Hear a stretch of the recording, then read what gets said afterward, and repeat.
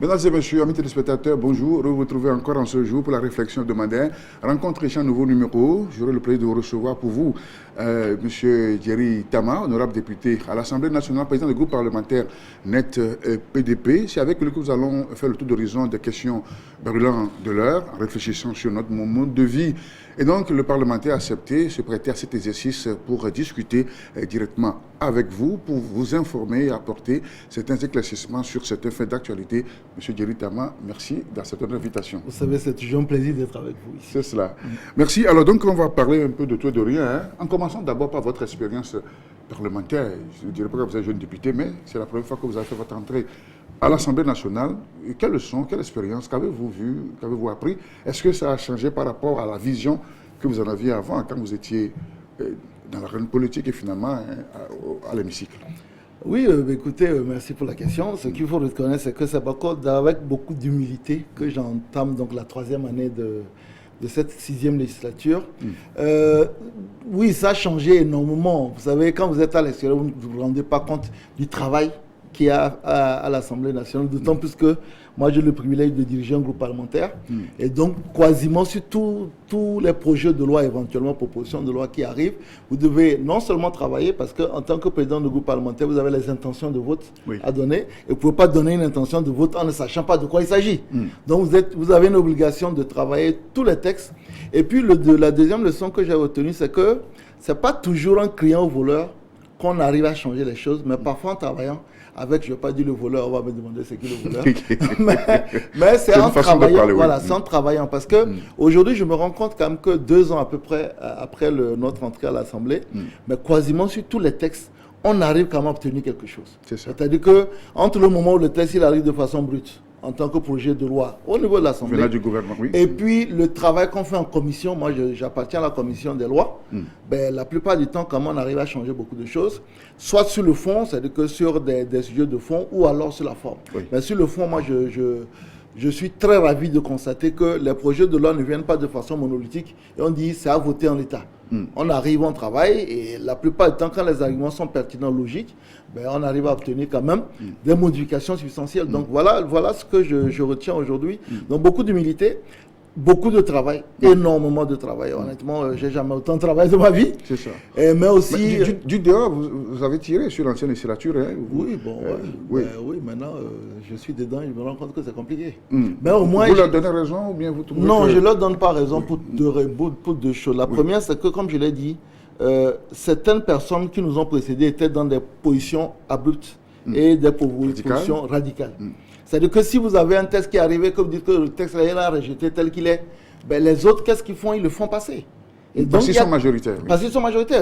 Aujourd'hui, même ils sont encore plus majoritaires que qu'hier. Donc du coup, ben, si vous dites de toute façon tout est mauvais, ben, ça passe. Et donc, des écueils, des insuffisances du texte qui auraient pu être améliorés ne sont pas améliorés parce que vous avez décidé que non, de toute façon, c'est mauvais.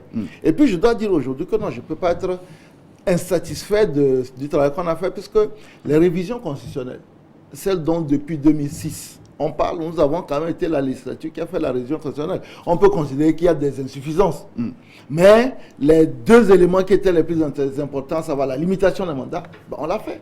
La non-rétroactivité, on l'a faite. Donc du coup, aujourd'hui, je peux me satisfaire, contrairement à ceux qui nous ont précédés, d'avoir réussi à faire des modifications qui, aujourd'hui, permettent quand même à notre pays de voir le bout du tunnel. Par exemple, quand on prenait la question de la limitation de mandat, nous savons que Tchoko, comme on le dit, on a quand même un verrou constitutionnel en 2030, ce qui n'existait pas avant.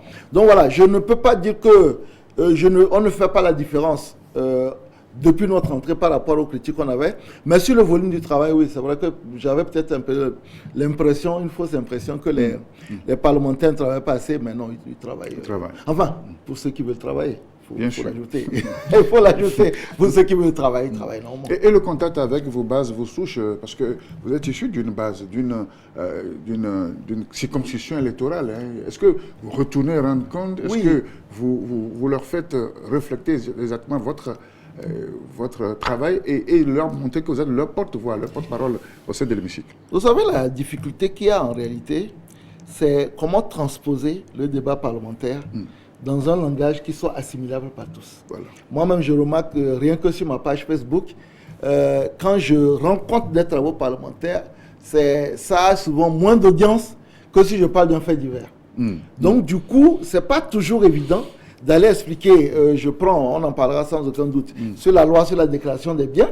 Ce n'est pas toujours évident d'aller l'expliquer. Et dans les détails. Ils ne comprendront rien quoi. Mais il en reste. Non, mais parce que parfois c'est trop technique. Aujourd'hui, on peut dire facilement aux gens, ok, les gars, maintenant, à compter de maintenant, les gens doivent déclarer les biens. Mais c'est pas aussi facile que ça, parce que quand on parle de déclaration, on en reviendra, c'est des détails qui sont très techniques. Vous avez des textes qui sont les ratifications, par exemple, les ratifications sur des conventions internationales. Mais ce que nous faisons, moi, par exemple... Non, ça n'intéresse pas le Togolais. Ce qui l'intéresse, c'est son vécu quotidien. Voilà. Donc, ce que moi, je fais, c'est au moins 2 fois par mois, je retourne donc dans l'Est Mono, je suis élu. Je rencontre les populations. Ce qui m'intéresse le plus, c'est leurs problèmes quotidiens que je peux transposer. Maintenant, après ce que nous on fait maintenant, c'est on fait par exemple à la fin de chaque session, on fait un document, un bilan, pour dire l'ensemble des textes, l'intérêt des textes, et on le partage au niveau de nos fédérations pour qu'elles répercutent. Mais ce qui m'intéresse quand je passe sur le terrain, c'est de prendre en compte les problèmes des gens pour essayer de voir comment on peut trouver au niveau de l'Assemblée et en faisant du lobby aussi, parce que le député ne se contente pas de voter des lois et de contrôler l'action du gouvernement. Il fait du lobby. Donc en faisant du lobby aussi, qu'est-ce que ça peut donner? Donc ça, c'est quelque chose que je fais régulièrement. Au moins 2 fois par mois, je retourne, sans compter que vous savez que, bon, on en parlera peut-être aussi, il y a pas mal d'actions sociales qu'on fait sur le terrain. Oui, on reprend le temps de parler justement de ce projet de loi sur la déclaration des biens et des avoirs. C'était jeudi dernier, l'Assemblée s'est penchée là-dessus. Alors concrètement, de quoi était-il question et à quoi faut-il s'attendre dans les prochains jours? Bon, ce qu'il faut savoir, c'est que le 24 décembre 2019, 2020 plutôt, nous avons voté la loi portant déclaration des biens des personnes publiques, des personnalités publiques au Togo. Et cette loi-là, normalement, on aurait dû la mettre en œuvre dans les 12 mois parce que c'était ce qui était prévu. Mais après, il y a eu des insuffisances, d'une part au niveau de la personne qui reçoit la déclaration des biens, à savoir le médiateur de la République. Il fallait réorganiser son service. Donc, il a fallu faire encore des lois organiques. Et quand on a réorganisé le service du médiateur, on s'est rendu compte aussi que sur la loi initiale, il y avait des procédures qui étaient un peu trop lourdes.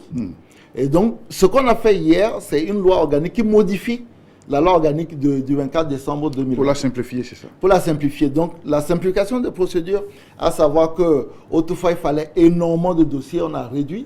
Il fallait énormément d'auxiliaires au niveau du médiateur de la République, on a réduit. Il y a une belle invention aujourd'hui, on peut faire la déclaration en ligne ou bien en papier, ça c'est très bien. Et donc, c'est ce qu'on a fait, c'est la simplification des procédures et le fait qu'on puisse maintenant faire la déclaration en ligne. Donc, si tout marche bien, le gouvernement, parce que moi, mon inquiétude et puis je peux dire même mon agacement, c'est que les Togolais attendent que, surtout pour des questions de corruption, au Togo, tout le monde est persuadé que les ministres, les grands comités d'État mettent beaucoup d'argent de côté. Donc, les Togolais disent, si on peut mettre en place une loi sur la déclaration des biens, ce serait une bonne chose. Mais et là, je reviens sur les détails qu'on doit amener parfois.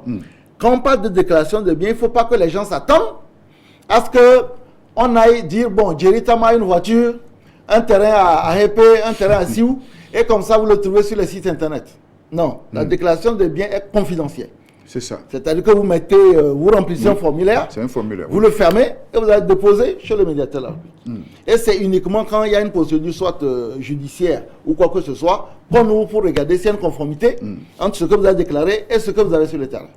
Donc c'est qu'il ne faut pas que les gens, parce que je profite de l'émission en train de dire, allez-y. Il ne faut pas que les gens s'imaginent que quand on dit déclaration de biens, c'est que tout le monde, du président de la République, parle aux députés en passant par les ministres et le Premier ministre, on va vous dire demain que bon, le président Fonya Singbe a 10 maisons dans le Togo, le Premier ministre a 3 maisons, vous ne le verrez nulle part. Ça. Alors ça consistait finalement à quoi? Ben non, en fait, ça consiste à mettre au niveau du médiateur de la République pour l'usage de la justice ou d'autres personnes des informations qui nous concernent, qui doivent être bien entendues, qui doivent être correctes et qui font que dans une procédure judiciaire, par exemple, on peut comparer, supposons que demain, on vous accuse, par exemple, d'avoir détourné 10 milliards. Maintenant, on va regarder sur votre déclaration de biens pour voir en réalité si vos actifs, vos ressources, vos revenus, tout ce que vous avez déclaré correspondent éventuellement aux 10 milliards que vous avez détournés. Mais si ça ne correspond pas et que quand même on a une preuve que vous avez réellement sorti 10 milliards, ça veut dire que vous avez fait une fausse déclaration. Mais si ça correspond, c'est que, écoutez, voilà, vos revenus correspondent aux biens que vous déclarez. Mais c'est que ce n'est pas une mise sur la place publique des biens. Parce que, rassurez-vous, dans beaucoup de pays, dans tous les pays, on fait la déclaration des biens. On ne met pas ça sur la place publique. Parce que le but étant de limiter la corruption. Le but étant de limiter la corruption, donc de savoir que vous devez déclarer vos biens à une autorité qui est aujourd'hui le médiateur de la République et qu'on peut à n'importe quel moment consulter pour comparer. Voilà. Voilà, donc du coup, vous avez intérêt à... En cas de problème. En cas de problème. Sinon, s'il n'y a pas de problème... S'il n'y a pas de problème, pourquoi est-ce qu'on va aller fouiller le nez dans vos trucs personnels? Parce que n'oubliez pas aussi que les biens de propriété sont quelque chose quand même de confidentiel. Oui. Si vous devez 1 million à quelqu'un et qu'il découvre que la maison, même là où il habite, là, c'est votre maison, vous avez des problèmes. Vous avez des problèmes. Vous imaginez, vous devez l'argent à quelqu'un, ou bien... vous avez des biens dont votre famille même est loin d'imaginer que vous les avez et puis vous les mettez peut-être sur la place publique. Demain, tous vos créanciers vont venir vous attraper. Donc c'est bien quand même qu'il y ait une confidentialité derrière cette histoire. Mais c'est bien aussi qu'aujourd'hui, dans une affaire, par exemple, on puisse avoir exactement une idée sur les biens que vous avez. Et éventuellement aussi, dans une procédure judiciaire, on peut aussi les saisir éventuellement. Oui, alors il y a tellement de questions là-dessus, justement, si nous rallongeons cette question de déclaration des biens et liée justement à limiter la corruption, il y a cette affaire de Petrolgate qui a un temps de faire la chronique, on a parlé de milliards détournés. Où est-ce qu'on en est? Est-ce que le Parlement peut s'auto-saisir de cette affaire et apporter plus de lumière? Non, mais ce n'est pas une question de s'auto-saisir. Moi, j'ai été le premier et le seul d'ailleurs à interpeller le ministre du Commerce en disant, venez nous expliquer cette histoire. Moi, je ne suis pas dans une procédure à charge. Il y a un scandale qui fait la une des médias et des réseaux sociaux. Oui. Il serait bien quand même que le gouvernement nous explique de quoi il en retourne. Moi, honnêtement, je ne connais pas grand-chose du dossier. Oui. Mais c'est bien qu'on vienne nous expliquer. Donc, j'ai fait une interpellation depuis... décembre dernier, donc ça fait bientôt 5 mois, j'ai jamais eu de retour. Nous savons qu'il y a eu un rapport qui était sorti, après on a appris que le rapport a dépassé ses fonctions et que en réalité c'est pas ce qu'on avait demandé. Voilà, maintenant le problème c'est que ce que je retiens c'est que formellement il n'y a pas de plainte non plus. C'est ça. Parce que pour qu'une procédure judiciaire s'ouvre, il faut qu'il y ait une plainte. On n'a pas les organisations de consommateurs. Personne n'a porté plainte. Donc, du coup, en fait, le procureur éventuellement peut s'auto-saisir, mais il faut qu'il ait un intérêt à le faire. Donc, aujourd'hui, nous sommes bloqués parce que la procédure parlementaire n'a pas avancé. Mon interpellation n'a pas eu de réponse. Mais ce qu'il faut dire aussi aux téléspectateurs, c'est pas parce qu'on interpelle que le ministre est obligé de venir. Oui. Dans une approche de bonne gouvernance, normalement, un ministre qui est interpellé, il vient. Il doit répondre. Mais s'il ne répond pas, il faudrait que ce soit une interpellation donc parlementaire. Mais pour qu'on fasse une interpellation parlementaire, il faut qu'au minimum 15 députés signent une interpellation pour que ça fasse une interpellation parlementaire. Bon, l'ensemble même des députés de l'opposition ne font que 14, donc les 15, vous voyez qu'on ne les a pas. Donc du coup, ça peut vraiment à la discrétion du ministre, il vient ou bien il ne vient pas. Vous n'avez pas de moyens coercitifs pour le faire venir. C'est ça qui est malheureux. Mais au moins, on sait quand même que... Mais c'est dommage, je n'ai pas besoin de savoir. Si on s'en arrêtait là sur cette question, vous ne trouvez pas que c'est quand même préjudiciable à la bonne gouvernance? Je suis d'accord, non. Vous prêchez convaincu. Je pense que vous pensez bien que si ce n'est pas ça, je ne vais pas interpeller. Moi, je pense que pour rassurer nos populations, les populations doivent avoir l'impression qu'on s'occupe bien d'elles.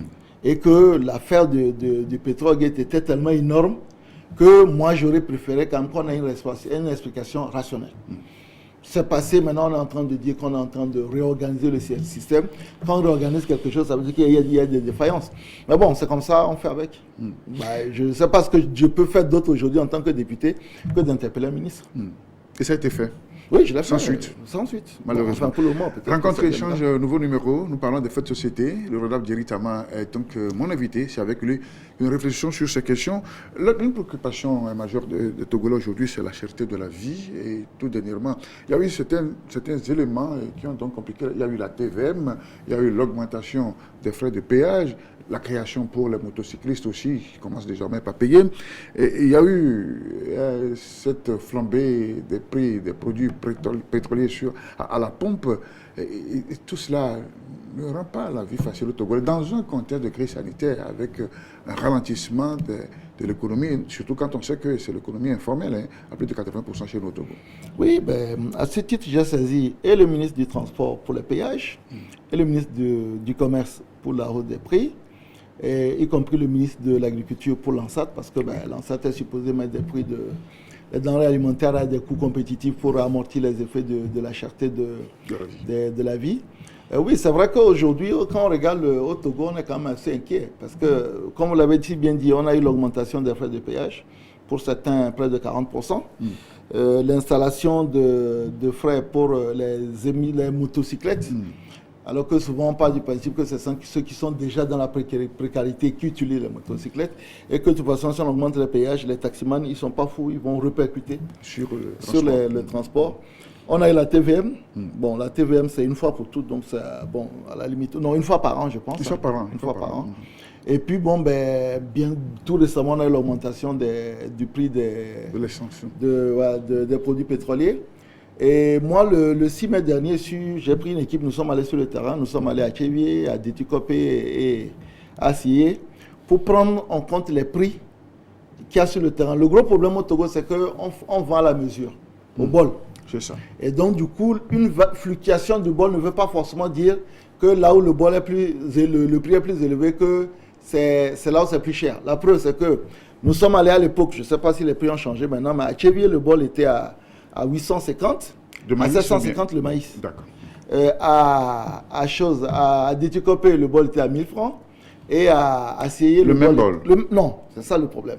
Le bol était à 750 à Siyé. Mais quand nous sommes venus maintenant mesurer au poids, là on se rend compte par exemple qu'à Tchévié, le kilo de maïs est à 216. À Déticopé, le kilo de maïs est à 200. Et à Siyé, le kilo de maïs est à 240 et 14. Donc, on se rend compte, par exemple, que le kilo de maïs est là où il est le moins cher, c'est à Déticopé. Donc, vous voyez que parfois, on va dire non, le bol est à 1000 francs, 1500 et 1200 quelque part, mais ce n'est pas le même bol. Ça, c'est le premier élément. Mais le troisième élément qui est quand même assez gênant, c'est qu'au même moment, quand on prend le prix de l'ANSAT, le kilo du maïs à l'ANSAT est à 190 francs.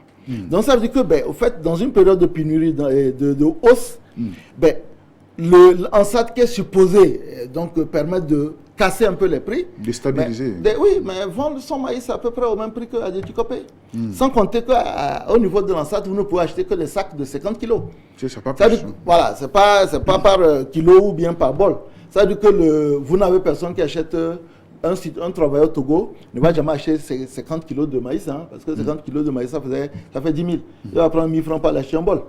Parce que 10 000 là, ça lui fait peut-être, si c'est au SMIC, ça lui fait plus d'un quart même de son salaire. Donc il ne va pas aller prendre 10 000 francs pour acheter 50 kilos. Non, donc, quand on regarde ça, on est quand même très inquiet.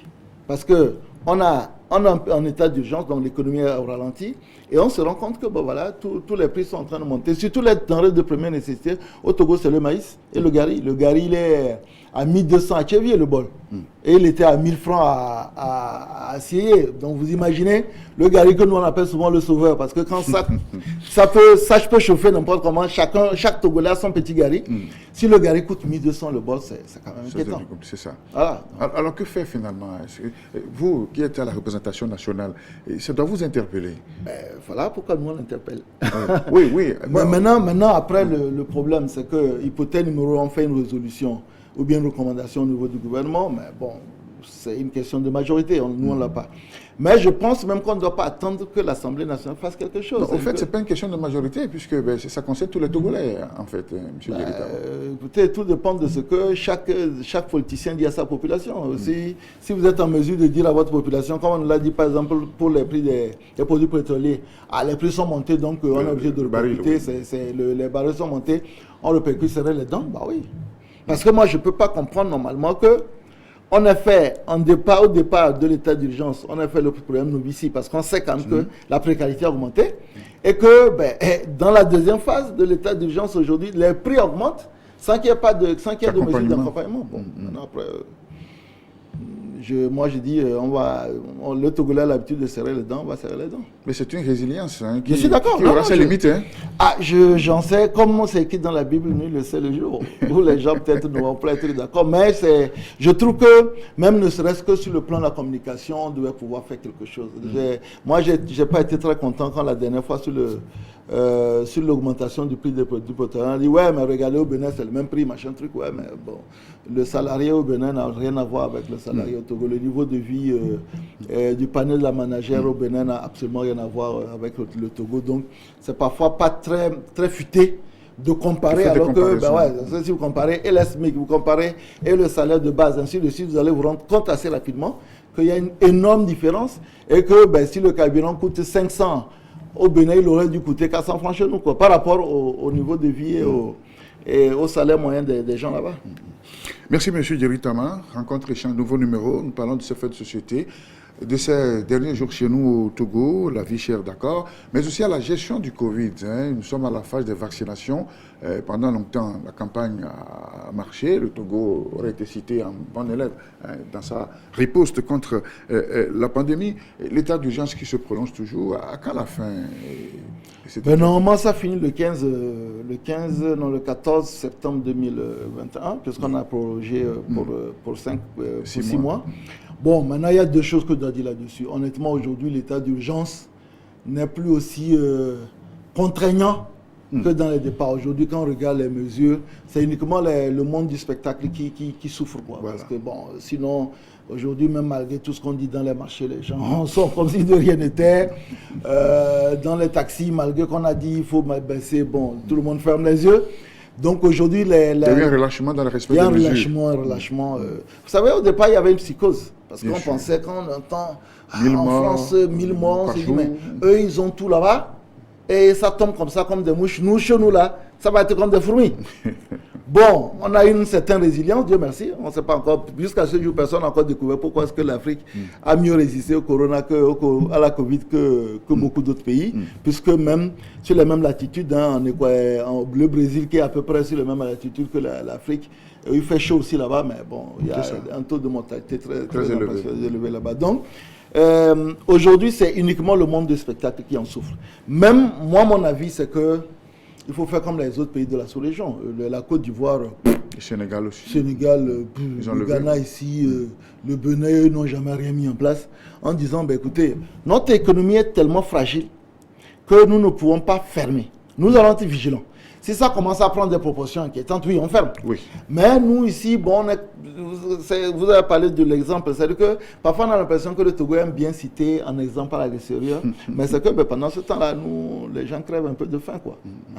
Donc, c'est bien qu'on nous cite de l'extérieur, mais bon, parfois, moi, personnellement, en tant que politicien, j'aimerais être cité un mauvais exemple à l'extérieur, mais faire en sorte que mes populations soient très ravies de la situation. Mais bon, maintenant, après, les choses, elles sont comme elles sont. Un mot sur vos actions sociales, vos lampadaires, qui ne font pas le développement. Qui ne font pas le développement. Non, mais vous savez, moi, il y a deux choses que les gens peut-être ignorent. C'est que ce n'est pas des actions de députés, c'est des actions du citoyen que je suis. Ah, d'accord. Et la deuxième chose, c'est que c'est des actions que je faisais avant. C'est-à-dire que j'ai toujours fait du social. Financé sur fonds propres? Oui, toujours, avant même de rentrer en politique. C'est-à-dire que moi je me souviens toujours en 2010 ou 2011, j'ai quitté Lomé et je suis allé louer, déjà à Lomé j'ai loué une salle, j'ai loué un vidéoprojecteur pour faire des formations gratuites sur le blog. Et si j'ai fait la même chose à Kara et je me souviens toujours de la question qu'un jeune m'a posée, il me dit, mais monsieur, pourquoi vous faites ça? Il dit, mais pourquoi vous prenez votre argent, vous venez louer une salle, vous louez un truc et vous faites ça, on ne paye rien. Je dis, voilà, je pense que si tu as les moyens de faire quelque chose, n'attends pas qu'on te rembourse ou quoi que ce soit. Donc ça, c'est des choses que je faisais avant. Maintenant, quand on rentre en politique, tout ce qu'on fait a une audience politique. Ça, c'est le premier élément. Le deuxième élément, je considère aussi que je suis peut-être ce que je suis grâce au fait que je suis au Togo Et grâce sans aucun doute, aujourd'hui député, grâce aussi à certaines populations. Mais c'est quand je dis certaines populations, c'est difficile de savoir dans une préfecture qui a voté pour vous, qui n'a pas voté pour vous. Absolument. Mais aujourd'hui, je suis député d'une préfecture qui est enclavée, l'Est Mono, qui n'est pas connue. Je suis sûr que si on faisait une émission interactive, on dit aux gens, montez sur une carte où se trouve l'Est Mono, ça va être compliqué. Monter une carte où se trouve Lavagnon, ça va être compliqué. Donc aujourd'hui, je considère que je suis plus ou moins redevable de cette population-là. Et que si je peux faire quelque chose, oui. Moi, j'ai grandi au village. Dans les années 80-90, j'ai grandi à Sioux, il n'y a pas d'électricité. Et je ne peux pas vous dire comment ça change la vie d'un garçon d'avoir un lampadaire, même si c'est un seul, pour que la nuit ne soit pas synonyme de cessation de toute activité. Parce que quand il n'y a pas de lumière, dès que la nuit arrive, vous vous couchez à 19h. C'est ça. Donc du coup, aujourd'hui, pouvoir installer des lampadaires dans des villages, pour moi, c'est la meilleure façon d'exprimer à des populations qui vivent dans la précarité, ma solidarité avec. Mais bon, vous installez 5 lampadaires, on a 300-400 villages dans une préfecture comme ça reste quand même très insuffisant. Mais le plus long voyage commence par un pas. Et c'est ce que j'essaie de faire. Donc voilà, je n'attends pas de retour politique là-dessus parce que, comme je le dis, vous installez un lampadaire. Ça vous coûte quelques pics. Hein, oui, mais bon, c'est de bonne guerre.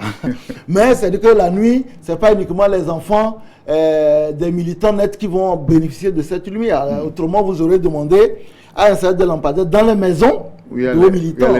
Oui, alors que non, là je l'installe sur la place publique, ça aide tout le monde. Et puis je me dis aussi que ça peut faire de l'émulation. Aujourd'hui, moi, ça me fait plaisir quand je rencontre des députés qui me disent, ah, tel lampadaire là, je veux. Ou bien je rencontre je dis, ouais, mais on va le faire. C'est-à-dire qu'on va l'installer. Et puis Dieu merci, aujourd'hui, la technologie fait que les coûts continuent à baisser.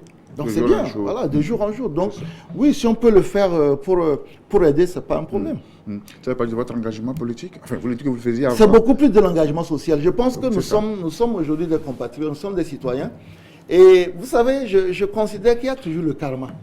Vous faites aujourd'hui du bien et vous recevez du bien en retour quelque part. C'est pas calculé. Hein. C'est pas comme pour certains on dit si tu fais du bien, demain non. C'est pas calculé. Mais vous avez toujours un retour sur investissement sans savoir même comment ça vient. Donc oui, moi je le fais sans calcul. Et puis, si tu arrives à le faire 1 ou 2 ou 3 fois, ça veut dire que le karma te permet de le faire. De continuer. Voilà, de continuer. Sinon, moi, ça fait maintenant 2 ans que je suis dans cette affaire-là.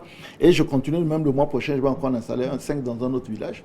Donc, il faut que ça dure. Il faut penser aussi un jour à mon village. Alors, un mot sur la maison des paysans, M. Djery Tama. La maison des paysans est une initiative que j'ai lancée en 2017.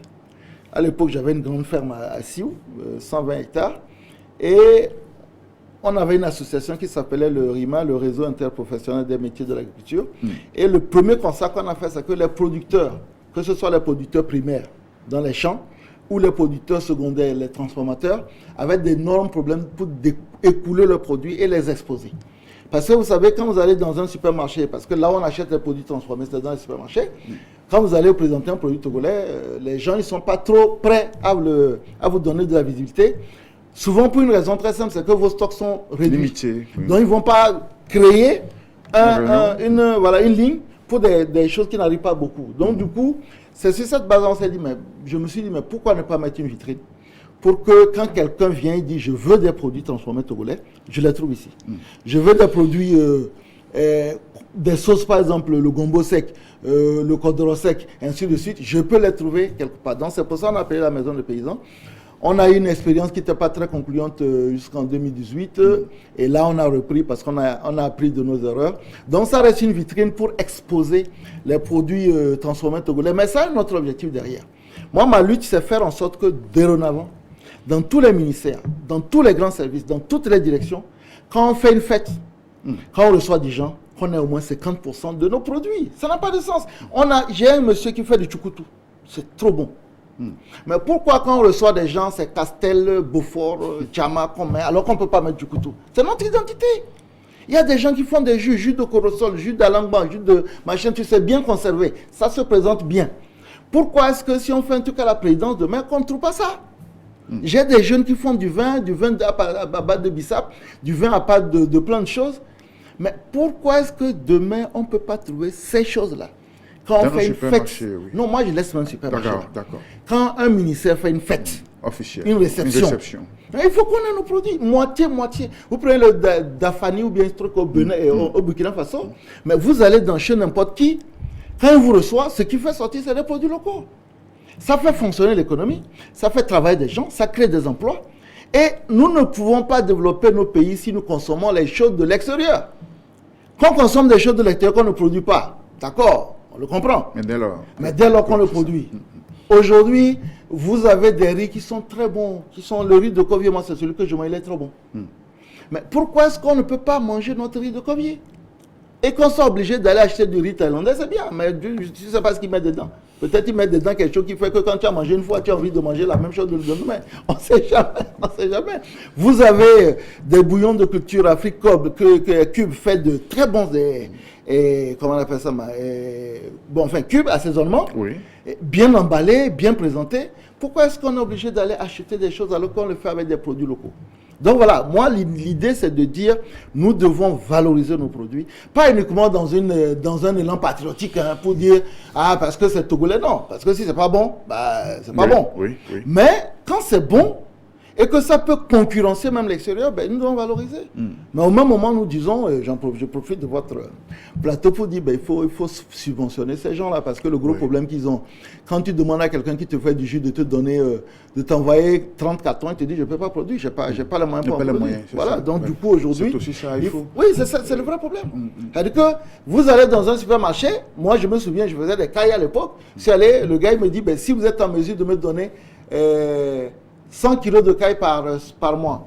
Je vais trouver 100 kilos de caille. Alors que les cailles, c'est un élevage facile. Mais il faut que je trouve suffisamment d'argent pour mettre en place une grande ligne de trucs de production de caille. Je n'ai pas les moyens.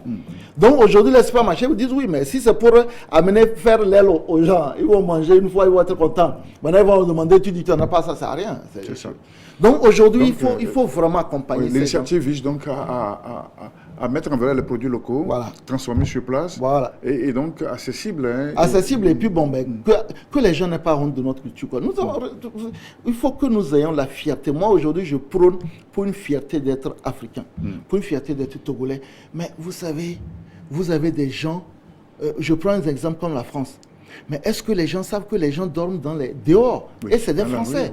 Mais quand quelqu'un français va venir vous parler de la France, il ne va pas vous parler des SDF. Il va parler de la Tour Eiffel. Il va vous parler du Stade de France. Voilà, donc, du coup, moi, je pense qu'aujourd'hui, au-delà de nos problèmes politiques, je suis de l'opposition. Mais j'aime le Togo. Je trouve qu'on a de bonnes choses. Il y a des gens qui font du bon travail. Il y a des jeunes qui font du bon travail. Valorisons ça. J'en ai marre un peu de l'afro-pessimisme où tout le monde peint nos pays en noir. Non, on a des choses qui sont bien. C'est plus compliqué peut-être chez nous qu'ailleurs. Mais non, il faut le valoriser. Donc, en commençant par la maison de paysans, je trouve qu'il y a de belles choses. On peut manger de bonnes choses. Moi, je mange dans une semaine, 90% de ce que je mange, c'est vraiment notre cuisine locale. Et elle est très bonne, elle est saine. Et au moins, on sait qu'il n'y a pas des OGM et toutes les saloperies là-dedans. Merci, M. Djery Tamar, honorable député à l'Assemblée nationale, président du groupe parlementaire NET PDP. Et autre préoccupation, c'est la préoccupation sécuritaire. De plus en plus, dans nos pays, sur nos continents, la menace djihadiste est là, elle est à nos portes. Le Togo, relativement épargné, mais n'empêche, sur cette question, on a vu la réaction de la France la dernière fois en se retirant du Mali. Alors, que dire? Qu'est-ce qui nous protège, nous autres, dans notre pays, qui nous met un peu à l'abri de cette menace djihadiste? Non, je pense qu'il y a deux choses qui nous protègent. La première, c'est que quand vous prenez la carte de l'Afrique, la menace djihadiste, pour le moment, pourvu que ça dure, elle est beaucoup plus localisée dans le Sahel. C'est pour ça qu'on a le G5 Sahel aujourd'hui qui veut devenir une force de riposter tout ça. Donc ça veut dire que nous étant quand même un peu dans la région méridionale, on a quand même plus ou moins épargné. La deuxième chose, je pense quand même, on peut dire tout ce qu'on veut, on a quand même des forces de défense qui se défendent sur le terrain. Vous les voyez partout. Vous y connaissez? Oui, voilà. Donc du coup, il faut aussi mettre ça sur le mérite des forces de défense, des trucs de renseignement, des services de renseignement, qui font qu'on a quand même eu des incursions, qu'on a réussi quand même à juguler. Donc je pense qu'il faut tenir compte des deux éléments. Mais ça peut ne pas durer, parce qu'aujourd'hui, vous avez dit, à juste titre, le retrait des Français du Mali, par exemple, peut aujourd'hui amener à ce que les Français se retirent de tout le processus. Le gros problème qu'on a, c'est que c'est la faiblesse en équipement de nos armées. Aujourd'hui, ce que nous appelons la 3 dimensions, c'est-à-dire que les aéronefs, que ce soit les hélicoptères, les avions de chasse, ainsi de suite, les États africains n'en ont pas assez. Donc du coup, la surveillance du terrain par les drones et tout ça, aujourd'hui, c'est devenu quelque chose qui est moderne. Personne, nous, on n'en a pas. Donc, la crainte, c'est que si la France se retire, c'est que ça donne de la force. Vous savez, si Serva n'avait pas intervenu, peut-être aujourd'hui, les djihadistes seraient à Lomé. Parce qu'ils avaient commencé à avancer, mais très rapidement, ils seraient arrivés à Bamako au moins d'une semaine. Et après, qu'est-ce qu'ils les auraient arrêtés? Donc, c'est très inquiétant. Mais ça veut dire aussi que nous devons réfléchir notre sécurité planétaire et continentale. C'est-à-dire qu'on ne peut plus agir uniquement dans le cadre de nos sécurités nationales, mais qu'il faut partir sur le principe qu'il faut travailler au niveau sous-régional et mettre en place les ressources et puis renforcer nos armées. Mais le problème, c'est quoi? C'est que qui dit renforcement des armées dit excès budgétaire et dit qu'il faut enlever l'argent ailleurs. Parce que nos budgets sont assez faibles. Et vous savez comment la rue réagit. Ils ont dit, aujourd'hui, vous prenez un petit char. Et même en occasion, vous ne l'achetez pas à moins de 600, 700 millions. Et tout le système d'armes qui va aller là-dessus, un char peut-être va vous revenir 1 milliard. Et allez dire à quelqu'un qu'on prend 1 milliard pour acheter un char, il va vous dire combien d'hôpitaux on aurait construit. Et à raison d'ailleurs, je ne dis pas que c'est faux. Mais la question c'est qu'on revient dans ce qu'on appelle l'économie de la défense. C'est-à-dire que combien vous êtes prêt à mettre dans votre défense pour éviter que l'insécurité vienne déstabiliser votre économie. C'est ça la question. C'est une alchimie. Vous êtes prêt à mettre combien dans votre défense pour éviter que l'insécurité déstabilise votre économie. Si vous n'en mettez pas assez, on l'a vu avec la Côte d'Ivoire. Le coup en 2000, c'est quelques militaires uniquement qui ont fait le coup et Bédier est parti. Parce que l'armée n'était pas forte. Nous, au Togo, on a eu 3 fois plus que ça. L'armée a résisté. Donc, si vous voulez avoir une armée faible, mais elle devient tellement vulnérable que juste 4 ou 5 personnes peuvent la déstabiliser. Donc, c'est ça, en fait, la question de l'économie de la défense. Combien on met pour sa sécurité? Et là, parfois, c'est des décisions régaliennes. Il faut que, voilà. Oui. Mais aujourd'hui, de plus en plus, on va être obligé de toute façon à renforcer notre... Donc, la défense fait partie maintenant des urgences des États? Si vous voulez, je prends l'exemple aujourd'hui de la Somalie. C'est un État qui n'existe plus. Vous prenez aujourd'hui le cas de la Centrafrique. Plus des 3 quarts du pays est aux mains des rebelles. Donc, c'est la question, c'est que vous voulez avoir une armée qui est en mesure de contrôler tout le territoire. Et on peut comparer avec le Tchad. Le Tchad est grand, vaste, mais avec le type d'armée qu'ils ont, ils ont toujours réussi à bloquer toutes les tentatives de déstabilisation. Donc, c'est la question, est-ce que je vais avoir une armée forte pour pouvoir faire face aux tentatives de déstabilisation? Ou alors je vais avoir une armée faible en me disant, peut-être qu'en certains pays, je sous-traite ma sécurité avec d'autres personnes. Mais pour le moment, l'Afrique subsaharienne francophone sous-traitait sa défense avec la France. Maintenant, si la France commence à prendre cette distance, parce que moi, j'ai discuté récemment avec un Français qui me dit, nous, on envoie les troupes en Afrique. Les gens même meurent pour les pays africains, mais nous sommes tellement détestés en Afrique que finalement on se dit, mais quel est l'intérêt de venir mourir en Afrique? Donc c'est une question aussi légitime à la limite. Il y a ce sentiment anti-français, mais qui, forcément, ce n'est pas contre les Français en tant que tel, c'est l'État français dans sa gestion de nos crises, de nos situations. Le problème, c'est que quand ça chauffe, le premier pays qu'on appelle, c'est les Français. C'est ça le problème. Avec les accords de défense. Avec les accords de défense, c'est-à-dire qu'en fait, la France se retrouve dans une situation d'une maman qui se fait renvoyer par son enfant, mais quand quelque chose se passe, on appelle toujours la maman. C'est-à-dire que quand tout va bien, on dit que de toute façon, tout ce qui ne va pas bien en Afrique, c'est la France, il n'y a pas de problème. Mais quand on commence à avoir des problèmes, on dit, mais pourquoi la France ne réagit pas? Vous voyez les accusations qu'on a eues, par exemple, sur la France au Rwanda, on dit, ouais, mais ils auraient dû intervenir, ils n'ont pas intervenu. Donc, c'est quand même un peu compliqué. Et donc, aujourd'hui, moi, je pense que c'est même une chance, d'ailleurs, que la France se retire. Ça amène les Africains à prendre leurs propres responsabilités, à se dire, écoutez, voilà, nous devons aujourd'hui gérer notre sécurité. Et moi, je prends aujourd'hui un exemple comme le Nigeria. Le Nigeria, les menaces même du Boko Haram sont parfois, on peut dire en termes d'influence, plus importantes que ce que les djihadistes font dans le Sahel. Mais le Nigeria n'a jamais eu besoin de la France ni du Commonwealth. Ils font la guerre là-bas, tout seuls, comme des grands. Ça marche comme ça marche. Mais ils assument. Moi, je pense qu'aujourd'hui, le fait peut-être que la France va amener les gens à se responsabiliser. Le Tchad aussi, j'en parlais, ils affrontent toutes les situations comme des grands. Comme ça, à partir de là, c'est en ce moment on va commencer à parler de souveraineté. Sauf qu'il y a aussi le fait que, on pense que cette insécurité est encore créée par ces anciennes métropoles. Moi, je ne suis pas dans la théorie du complot. Vous savez, nous sommes aujourd'hui dans l'économie de marché. Et les pays du Nord ont intérêt d'une Afrique stable pour vendre, pour faire business avec. Il y a très peu de pays du Nord, y compris les Chinois et les Japonais. Aujourd'hui, on a quand même un marché de plus d'1 milliard en Afrique. Le business a besoin de stabilité. Donc les gens, comme on ne produit rien, les gens ont beaucoup plus besoin qu'on soit stable pour venir nous vendre les choses que de la sécurité. Moi, il y a une chose que je refute. Un Africain prend un coupe-coupe. Il taille un autre Africain. On dit que celui qui est responsable, c'est celui qui a acheté le coupe, qui a vendu le coupe-coupe. Il faut qu'on arrête. Alors que tu prends un coupe-coupe, tant tu sais que c'est mal de tuer ton prochain. Tu le tues. Au lieu qu'on dise que c'est ta faute, on dit non, c'est celui qui lui a vendu le coupe. On n'est pas des bébés. Moi, cette histoire d'infantiliser les Africains, c'est pas parce que tu as une arme que tu vas aller tuer ton frère. On dit, ouais, mais qui vend les armes? Mais c'est pas parce que tu as une arme que tu dois aller massacrer ton frère. Le business des armes, c'est un business comme tout autre. Donc, moi, je dis qu'au moment, au bout d'un certain moment, ça fait longtemps qu'on a l'indépendance, il faut qu'on s'assume. Il faut qu'on arrête de dire, oui, ce qui vend les armes, qui a fait ça. Non, si quelqu'un te donne l'arme et tu prends, tu tues ton frère, c'est toi le responsable. Voilà. Sauf que les djihadistes sont aussi suffisamment armés maintenant. Hein. Ils ont des équipements de plus en plus. Vous savez, le commerce des armes a toujours... Le vrai commerce des armes a commencé avec l'implosion de l'URSS. Aujourd'hui, l'arme la plus vendue au monde, c'est la AK-47. Et ce n'est pas des armes européennes, la AK-47. Le RPG-7, ce n'est pas des armes européennes.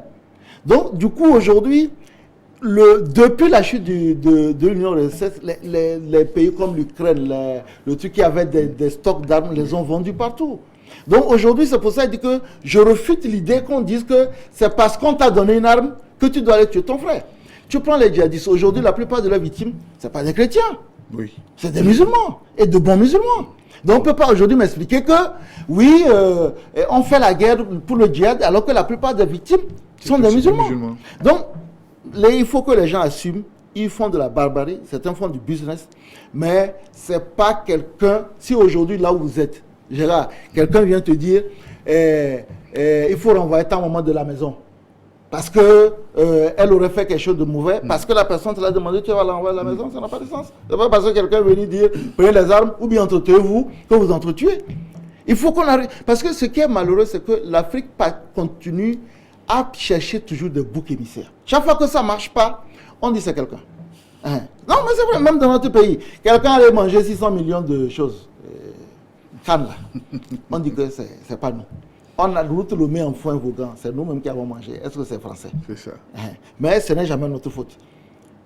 C'est-à-dire qu'aujourd'hui, on préfère s'occuper de l'affaire de Bolloré, au lieu de dire oui, mais la route le met en foin, machin, truc, la 26 milliards. Là. Commençons par là. Il faut qu'on assume nos erreurs. Que de passer notre temps à dire oui, c'est pas notre faute, c'est la faute des autres. Si on ne le fait pas, on ne va jamais se développer dans nos pays. Ça, c'est une réalité. Bien, merci, M. Yahidama. Autre préoccupation, autre sujet que je voudrais aborder avec vous, peut-être, et qu'on va quitter un peu notre pays, le Togo, c'est le retour, ce jeudi, de l'ancien président ivoirien, Laurent Gbagbo, après 10 ans, passé loin de la terre natale. Il est rentré jeudi dernier. Qu'est-ce que ça vous inspire? Moi, même si un jour j'ai des gens qui m'aiment comme ça, là, ça va être trop bon. Moi, je le regardais et dis, est-ce qu'on peut avoir un truc comme ça au Togo? Bon, c'est vrai qu'on l'a eu à l'époque de Gilles Christ, dans les années 90. Oui. Mais ouais, c'est émouvant. C'est émouvant d'abord ce retour au pays. Moi, vous savez, je le dis toujours, je suis un vrai patriote. Je ne suis pas nationaliste, je suis patriote. Il y a une différence? Ah non, il y a une énorme différence. Le nationalisme est une ségrégation. C'est-à-dire que voilà, c'est une ségrégation, alors que le patriotisme, l'un est négatif et l'autre est positif, à mon sens. C'est-à-dire que j'aime le pays, mais autant j'aime mon pays, autant je peux avoir de l'amour pour d'autres pays, autant je peux accepter que des personnes viennent rester dans notre pays, travaillent ainsi de suite, il n'y a pas de souci. Donc, quand je regarde ces images-là, oui, je suis très ému. Bon, c'est vrai que j'aurais apprécié énormément que dans un geste de solidarité, que peut-être le président Ouattara, bon, peut-être c'est trop lui demander. J'espère peut-être que dans les jours à venir, qu'ils se rencontrent. Et que ce pays, moi, vous savez, ma deuxième nation, c'est la Côte d'Ivoire. J'adore ce pays. Ils sont fous, les Vous avez des raisons particulières? J'ai fait la mission onusienne là-bas en 2003-2004. Et après, je suis retourné à plusieurs reprises. Non, c'est un pays où les gens savent s'amuser. Au Togo, ici, là, on a toujours la mine serrée. On dirait qu'on a perdu. On est tous les jours en deuil. Non, les Togolais ici rient. Hein. Non, mais tu descends de l'aéroport à Abidjan, tu ne connais personne. Le taximan, là, tu peux passer toute la nuit avec lui, vous allez vous enjailler. C'est-à-dire que c'est un pays où les gens sont spontanés. Et donc, c'est un pays de joie. Et je suis vraiment très content avec que Gbagbo soit revenu. Et qu'on le veut ou non, moi je dirais à la limite que Ouattara est beaucoup plus togolais que Gbagbo. Parce que Ouattara est austère. Tu ne verrais pas Ouattara en train de danser quelque part, alors que Gbagbo, il est spontané. Voilà, c'est quand même quelqu'un. Si un jour je peux m'inspirer d'un politicien, ça va être Ouattara. Et moi je dis Ouattara Gbagbo. Parce qu'il est spontané, c'est le fils du pays, quoi. Voilà. L'autre, il est efficace, c'est vrai, qu'on le veut ou non sur le plan. Moi, chaque fois que je vais en Côte d'Ivoire, il y a toujours quelque chose qui change. Ça va tellement vite. Mais après, voilà. Donc, je suis très content pour lui. Pour son retour. J'espère qu'il va pouvoir aider à la réconciliation du pays, parce que c'est un pays qui est très divisé. Et j'espère aussi qu'il y a d'autres personnes qui vont s'inspirer de son exemple. Moi, je ne souhaiterais pas qu'il revienne en politique comme acteur majeur. Je souhaiterais vraiment que toute cette génération... Le politicien ne meurt jamais. Hein? Oui, je sais. Bon. Mais je souhaiterais... Gbagbo est un animal politique. Oui, moi, je serais à sa place quand même que je préparerai une relève. C'est ça. Pour continuer à être une sorte de personne morale.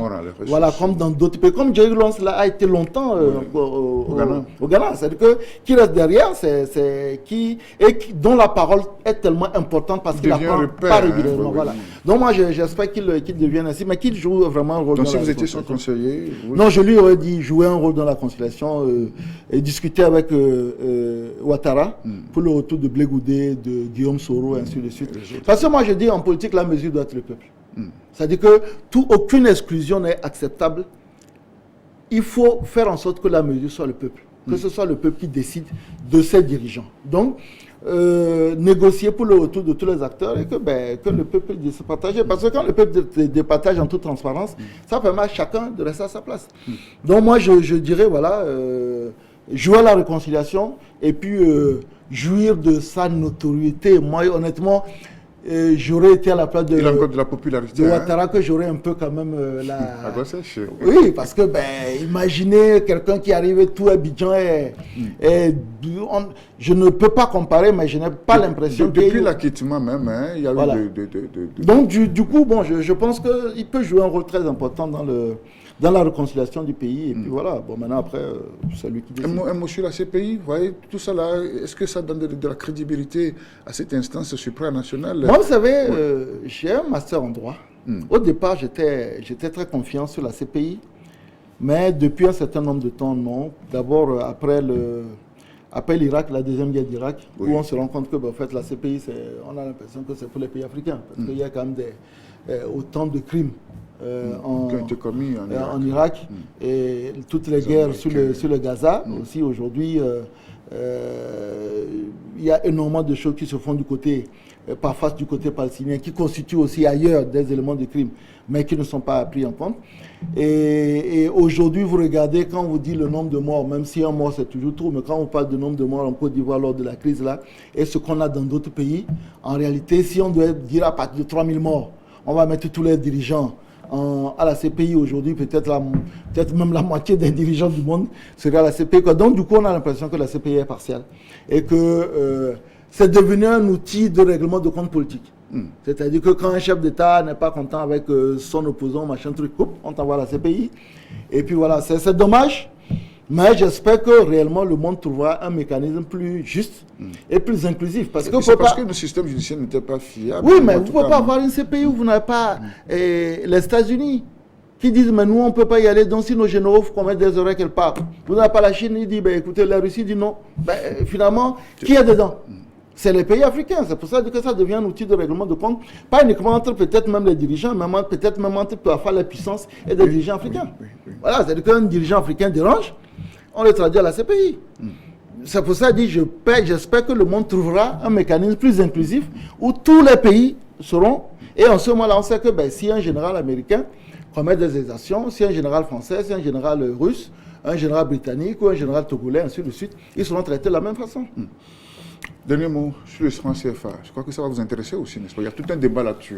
Les anti-CFA, il y a aussi là-bas aussi cette théorie du complot. Donc, moi, je considère que nous devons avoir une monnaie commune. Parce que nos économies sont trop fragiles pour avoir des monnaies personnelles. Je pense que nous devons avoir une monnaie commune qui est logée dans une banque centrale africaine. Mais aujourd'hui, quand on prend les critères de convergence qu'on a mis en place pour cette monnaie commune, il n'y a que le Togo et je pense le Togo et la Gambie, non, je me rappelle plus très bien, qui remplissent les critères de convergence. Donc il y a énormément encore beaucoup d'États. Et aujourd'hui, moi je pense que la monnaie doit plutôt être au niveau de la CEDEAO, pas uniquement au niveau des pays de l'UEMOA. Les 8 pays de l'UEMOA ne suffisent pas. Il faut avoir les pays de la CEDEAO. Mais là aussi, les critères sont très complexes. On a fait la télé la dernière fois. Il y a beaucoup de pays qui ne sont pas prêts, ainsi de suite. Ça va mettre du temps. Donc, on va encore continuer à avoir du franc CFA. Et c'est dommage. Parce qu'autrefois, c'est nos jeunes, nos activistes qui disaient « Ouais, mais sortez du franc CFA. » Maintenant, la France dit « Prenez. » Et on n'est pas obligé de prendre. Oui, mais ce n'est pas à nous de le dire. Parce que non, mais la France dit, vous dites que nous on profite de vous, prenez votre franc CFA. Logiquement, dès que l'Assemblée nationale française a acté la sortie, oui. On devait dès le lendemain avoir. Mais depuis, moi j'ai suivi l'atelier, les critères ne sont pas encore prêts. Donc, du coup, avant que les critères ne soient choses, on risque encore de faire des années avant le franc CFA. Et c'est plutôt une honte. Alors, quand on a crié, donnez-nous notre affaire, on vous donne. Dites, mais bon, finalement, on va réfléchir. Bon, est-ce que c'est le moment? Est-ce que ce n'est pas encore eux, d'une manière ou d'une autre, qui tirent sur la ficelle? Non, moi, vous savez ma position sur là. Vous prenez un pays comme le Vietnam, qui a eu plus de bombes sur son sol que lors de la Deuxième Guerre mondiale. Aujourd'hui, le Vietnam est un dragon de l'Asie du Sud-Est. Mais il faut rappeler aux gens que la Chine a été colonisée. Pas l'ensemble de la Chine, mais des pans entiers de la Chine ont été colonisés. Aujourd'hui, virtuellement, première puissance économique du monde. C'est-à-dire que nous, on passe notre temps à dire c'est la faute de tel, c'est la faute de tel, c'est la faute de tel. Ce n'est jamais notre faute. Non!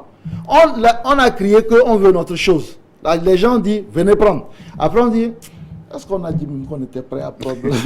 Attendez un peu, on verra. Non, vous simplifiez les choses. Non, je ne simplifie pas. Ouais. Nous, la France a pu convaincre l'Union européenne pour dire, même les dépôts qu'on faisait à le Banque de Trésor public, on a dit, ok, on ne prend plus. Donc aujourd'hui, toutes les conditions sont prêtes au niveau de la France et de l'Union européenne pour dire, on prend notre franc CFA. Mais et nous, maintenant, un matin, Ouattara te dit oui, on va mettre en place l'éco. Oui. Le lendemain, Bouhari te dit non, on n'a jamais parlé de ça. Et les autres pays ne disent rien, mais en disant cette histoire-là, si on fait ça, Ouattara seul qui va en profiter parce que c'est lui qui est le poumon de chaud. Donc, lui, il représente près de 107%. Si même quand on prend le mois, il représente près de 95%. Donc, celui-là a profité. Nous, pour le moment, le franc CFA est une monnaie forte parce qu'arrivé à l'euro, ça nous arrange pour le moment. Donc, pourquoi mais vous voyez que nous ne sommes même pas en mesure de parler d'une seule voix. Il faut rappeler à nos téléspectateurs que le Malgache et la Mauritanie sont sortis du franc CFA. C'est-à-dire qu'au fait, on n'a jamais forcé quelqu'un à rester dans le franc CFA. Les Malgaches, un matin, on dit, on s'en va, ils sont partis. La Mauritanie dit, on s'en va, ils sont partis. Aujourd'hui, est-ce que ces économies-là en sortant se sont bonifiées? Non, apparemment. Bon, voilà, donc c'est ça la question. Mais, moi, je suis que c'est quand même un peu honteux qu'on a réclamé quelque chose, maintenant on nous dit, venez prendre, et on commence à témoigner. Il y avait les états généraux sur l'éco la dernière fois. Oui, j'ai participé à l'atelier. C'est là où tous les économistes nous ont expliqué que pour le moment, les conditions, même au niveau de l'UEMOA, ne sont pas encore prêtes. Donc, pour ce passage. Oui, pour ce passage, il y a les critères de convergence. Et sur l'ensemble des critères de convergence, il n'y a pas beaucoup de pays qui remplissent ces critères de convergence. Le Togo fait partie. Mais comme nous-mêmes, on aime tout ce qui est bon, image à l'extérieur, là. Voilà. Ok, merci, honorable député Djeri Tama, pour ce tour d'horizon de cette question d'actualité. Merci à vous, amis téléspectateurs. Peut-être un dernier mot que dire? Non, demain, c'est la fête des pères, donc je souhaite à tous les pères du monde une bonne fête et puis qui continuent à remplir leur tâche difficile et ingrate de père vis-à-vis de... Parce qu'en fait, un père, il n'est pas père uniquement des enfants, mais il est le père de toute la famille. Et c'est pas facile. C'est lui qui paie les collages, c'est lui qui... Et quand ça ne marche pas, c'est toujours lui sa faute. Ce n'est jamais grâce à lui, mais c'est toujours sa faute. Donc, bonne fête de père à tous les pères du monde. Des pères plus responsables, conscients de leur devoir. Oui, des pères plus responsables. Et puis, nous faisons... Parce que bien souvent aussi, on laisse peser les choses sur les femmes. Non, c'est-à-dire qu'en fait, je trouve qu'on fait bien, on fait beaucoup pour la fête des mères, mais que c'est maintenant qu'on parle de plus en plus des pères, et puis ce serait bien. Bon, en fait, bonne fête de père à moi aussi. Bonne fête donc à vous, papa Djeri. Voilà, merci beaucoup. Amis téléspectateurs, c'est la fin de ce numéro de Rencontre Échange. Il était question de ces questions d'actualité. L'honorable député Djeri Tama et moi, on a discuté à bâton rompu de tous les sujets qui peuvent nous intéresser. Et donc, on espère que ça vous a intéressé. On se retrouve samedi prochain pour de nouveaux échanges. Au revoir et à très bientôt. Merci, honorable. Merci beaucoup.